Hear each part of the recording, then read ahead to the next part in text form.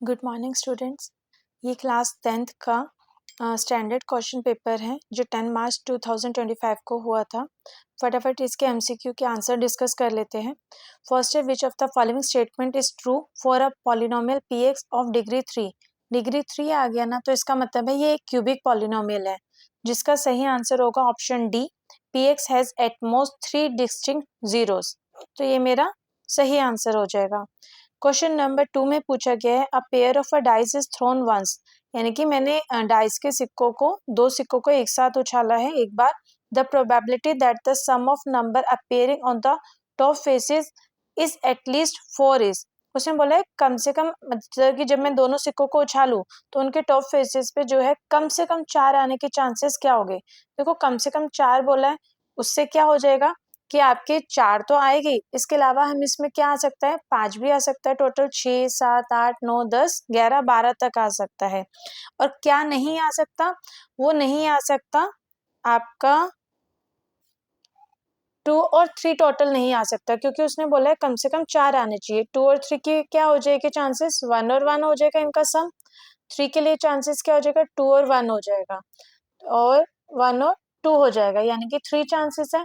Total हमारे पास 36 chances होते हैं, तो उसमें से 3 चांसेस माइनस कर देंगे, यानी कि 33। जब हम इसकी कटिंग करेंगे तो आंसर आ जाएगा 11/12। तो इसका जो राइट आंसर होगा वो होगा ऑप्शन डी, 11/12।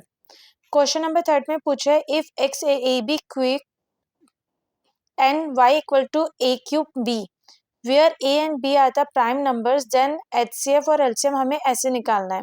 देखो पहले हम एक्स और वाई का क्या करेंगे, एलसीएम और एचसीएफ निकाल लेते हैं। एक्स की वैल्यू मुझे क्वेश्चन में गिवन है ए बी क्यूब, वाई की वैल्यू गिवन है ए क्यूब बी, तो इसका एचसीएफ क्या हो जाएगा मेरे पास, एचसीएफ हो जाएगा ए बी, और एलसीएम क्या हो जाएगा मेरे पास, एलसीएम हो जाएगा मेरे पास ए क्यूब बी क्यूब। क्वेश्चन के अकॉर्डिंग चलते, उसने बोला था माइनस करने के लिए एचसीएफ माइनस एलसीएम। तो जब मैं इन्हें सॉल्व करूंगी तो मैं ए बी कॉमन ले लेती हूँ, तो मेरे पास बच गया 1 माइनस ए स्क्वायर बी स्क्वायर। ठीक है, अब ये मेरा फॉर्मूला बन सकता है 1 स्क्वायर माइनस, सॉरी, ए स्क्वायर माइनस बी स्क्वायर का, यानी कि जिसे मैं देख सकती हूँ ए प्लस बी ए माइनस बी, यानी कि 1 माइनस ए बी और 1 प्लस ए बी। ठीक है, तो इसका जो राइट आंसर हो जाएगा वो हो जाएगा ऑप्शन डी।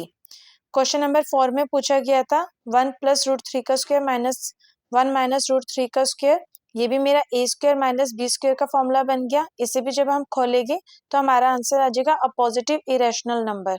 खोल के दिखा देती हूँ, 1 प्लस रूट 3 का स्क्वायर माइनस 1 माइनस रूट 3 का स्क्वायर। ठीक है, हमारा क्या हो जाएगा, ए माइनस बी ए प्लस बी, तो ए माइनस बी ए प्लस बी हमारा फॉर्मूला हो गया, यानी कि मैं लिख सकती हूँ 1 प्लस रूट 3 माइनस ब्रैकेट में 1 माइनस रूट 3, और दूसरा ब्रैकेट मेरा बन जाएगा 1 plus root 3 plus 1 minus root 3। ठीक है, यहाँ पे ये माइनस प्लस तो कट गया, इस ब्रैकेट को भी खोल लेते हैं, 1 plus root 3 minus 1 plus root 3, और 1 यहाँ पे 2 आ गया, यहाँ पे ये माइनस प्लस कट गया, तो यहाँ पे मेरे पास 2 रूट 3 बच गए इंटू 2, तो मेरे पास आंसर जो है आ गया 4 रूट 3, जो कि इसका राइट आंसर है, यानी कि रूट में आया ना, तो इसलिए इसका जो राइट आंसर हो जाएगा a positive irrational number. Question number 5 में हमसे पूछा गया है, the value of a for which a x square plus x plus a equal to 0 has equal to positive roots.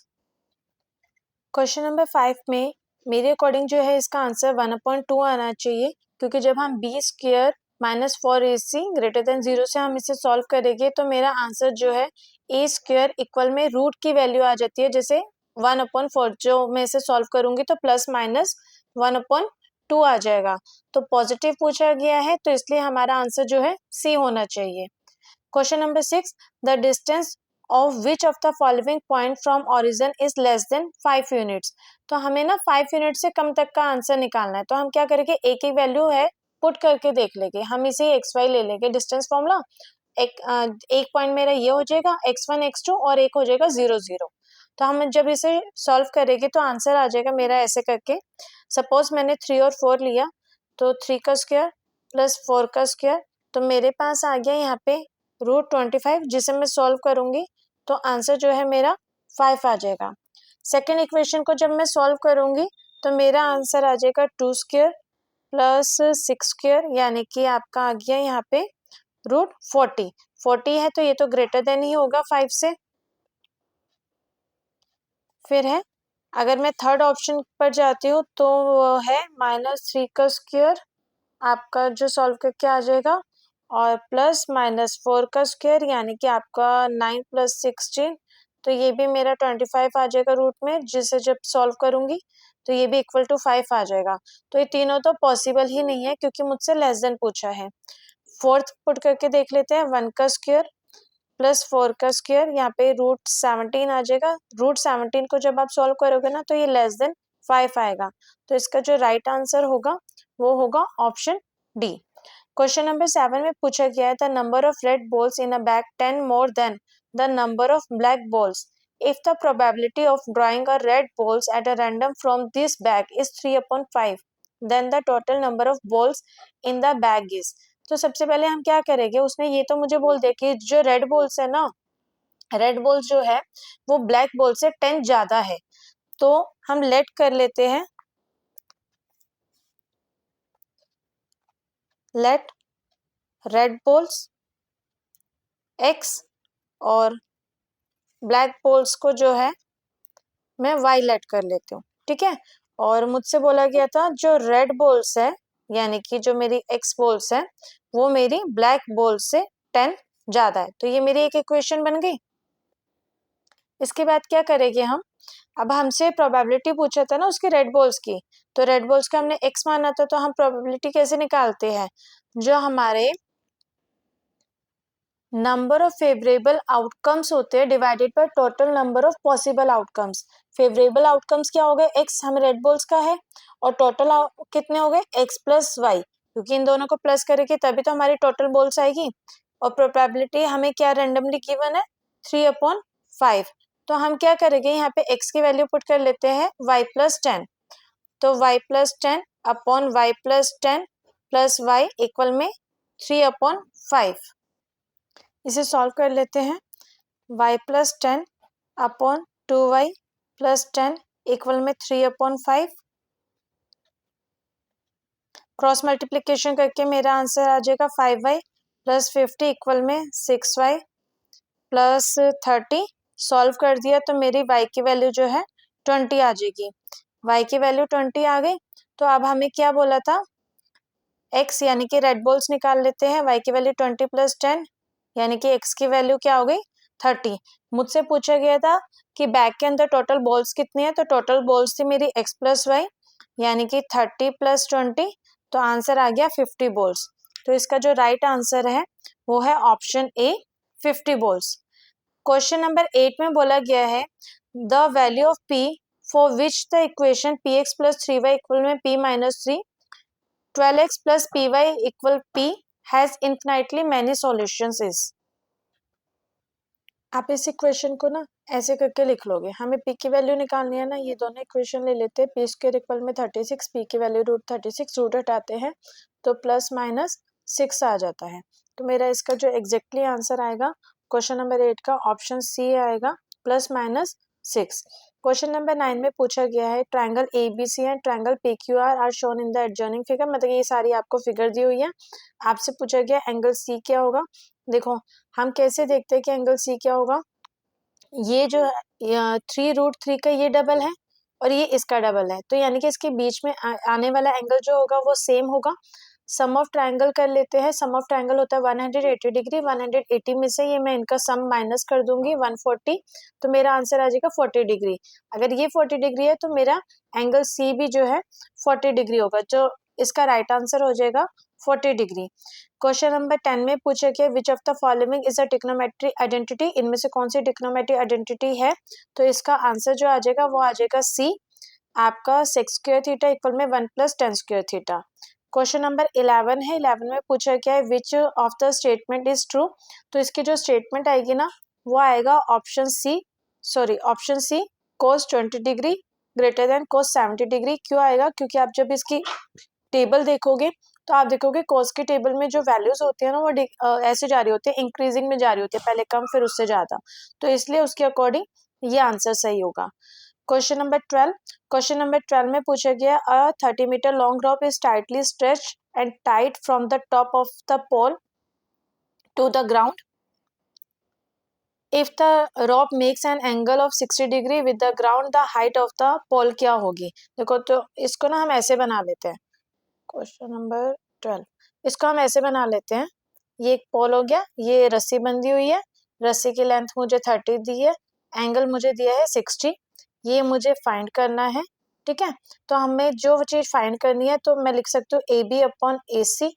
ये क्या बन गया मेरा साइन 60 डिग्री। ए बी की वैल्यू तो मुझे निकालनी है और ए सी मुझे क्वेश्चन में गिवन है, तो इसकी जगह पे मैंने 30 लिख लिया। अब साइन 60 की वैल्यू क्या होती है? √3/2। तो ए बी को यहीं छोड़ दूंगी तो मेरा आ जाएगा 30√3/2। कटिंग करके आंसर आ जाएगा 15√3। तो इसका जो है राइट आंसर जो है वो हो जाएगा ऑप्शन डी 15√3। आगे उसने बोला है क्वेश्चन नंबर 13 में if mean and mode of given set of observation are 10 and 13 respectively then the value of median is. तो हमारा जो फॉर्मूला होता है वो होता है मॉड इक्वल में 3 मीडियन माइनस 2 मीन। जब आप उसमें वैल्यू पुट करोगे तो आपका आंसर आ जाएगा 11। ठीक है, ये आराम से आ जाएगा। अगला है क्वेश्चन नंबर 12। क्वेश्चन नंबर 12 में पूछा गया है, क्वेश्चन नंबर 12 में बोला गया है कि ए बी इज अ कोड ऑफ अ लार्जर सर्कल। ये ए बी एक लार्जर सर्कल की कोड है जो टच करती है पी पर। अगर मुझे ए बी यानी कि जो कि डायमीटर ऑफ इनर सर्कल भी 2r, ये दोनों चीजें हमें 2r दी है, यानी कि इसका जो डायमीटर है पूरा की पूरा, देखो इनर सर्कल का डायमीटर अगर 2r है तो रेडियस कितना हो जाएगा r। तो ये मेरा r हो गया। ये मुझे ए बी पूरी की पूरी दी थी 2r। अगर मैं ए पी कितनी हो जाएगी फिर मेरी r। अब मैं पाइथागोरस थ्योरम से ये निकाल सकती हूँ बाहर वाले सर्कल का रेडियस। बाहर वाले सर्कल का रेडियस निकालेंगे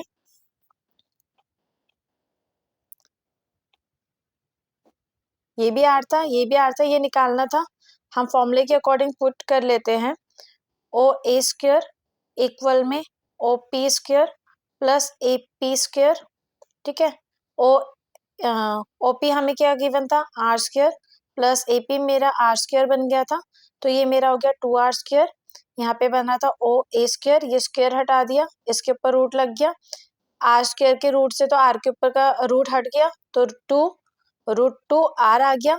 अब लेकिन क्वेश्चन में मुझसे पूछा गया था कि रेडियस कितना है, सॉरी क्वेश्चन में पूछा गया था डायमीटर कितना है, तो मल्टीप्लाई बाय 2 कर दूंगी तो आंसर आ जाएगा 2√2r। तो इसका जो राइट आंसर आ जाएगा option C 2√2r। Question number 15 में पूछा गया on the top faces of the wooden cube of a side 7 centimetre hemisphere depression of the radius 0.35 centimetre are to be formed by taking out the wood the maximum number of depression that can be formed. देखो हमें ना उसके वो बोला था top surface से हम कितने उसके हेमिस्फीयर कट आउट करके निकाल सकते हैं। जो मेरा क्यूब होता है, जो उसका टॉप सरफेस होता है वो इस तरीके से होता है। तो area of a top faces कितना हो गया? एरिया ऑफ टॉप फेस हो गया साइड इंटू साइड, हमें साइड गिवन थी क्वेश्चन में 7 × 7 जो कि आगे 49 सेंटीमीटर स्क्वायर, और रेडियस मुझे गिवन है 0.35 सेंटीमीटर। ठीक है, हमें नंबर ऑफ वो निकालने ना, number of depression that can B cut वो कैन बी फॉर्म्ड इज। तो हमारा जो सिंपल सा है रेडियस गिवन है, तो पहले मैं एरिया ऑफ द बेस निकालूंगी क्योंकि हेमिस्फीयर जो होगा मेरा इस शेप से निकल के आएगा ना, तो एरिया ऑफ बेस मेरा आ गया πr²। तो मैं इसे जब सॉल्व करूंगी 22/7 इंटू 0.35 इंटू 0.35 को, तो मेरा आंसर जो है आएगा 0.385 सेंटीमीटर स्क्वायर। ठीक है, अब मुझे मैक्सिमम नंबर ऑफ डिप्रेशन निकालना है, तो क्या करूंगी मैं इसको और इन दोनों को डिवाइड कर दूंगी, लिख दूंगी 49 अपॉन 0.385। इसको जब आप कटिंग करोगे तो आंसर आ जाएगा 127.34 समथिंग आ जाएगा, यानी कि जो आपका आंसर आया 127, जो नियर अबाउट जो होगा आपका ऑप्शन बी के आएगा 100। तो इसका राइट आंसर जो हो जाएगा मेरे अकॉर्डिंग 100 हो जाएगा। क्वेश्चन नंबर 16 में पूछा है the cumulative frequency for calculating median is obtained by adding the frequency of all the, तो इसका जो हो जाएगा राइट आंसर सी हो जाएगा, classes preceding the median class. Question number 17 पे पूछा गया है a parallelogram having one of its base 5 centimeters circumscribe a circle, the perimeter of a parallelogram is, perimeter of a parallelogram क्या हो जाएगा, हम इसे सॉल्व करके देख लेते हैं। क्वेश्चन नंबर 17 देखो, अगर उसने बोला है पैरेललोग्राम के ऐसे है ना, कुछ इस टाइप से बन जाएगा। मेरा ना ये सर्कल टच हो रहा है इसके सारी साइड से, जब ये सारी साइड से टच हो रहा है तो ये एक तरीके से बन गया रोम्बस। अब जो रोम्बस की जो होती है सारी की सारी साइड जो होती है इक्वल होती है, तो मुझे एक साइड 5 गिवन है, तो मुझे इस पूरी फिगर का ना पेरीमीटर निकालना है, तो 5 इंटू 4, तो आंसर आ जाएगा 20 सेंटीमीटर। तो इसका जो राइट आंसर बनेगा वो बनेगा 20 सेंटीमीटर। क्वेश्चन नंबर 18 में बोला गया है E and F are the point on the sides AB and AC respectively of a triangle ABC। अब एक ट्राइंगल है,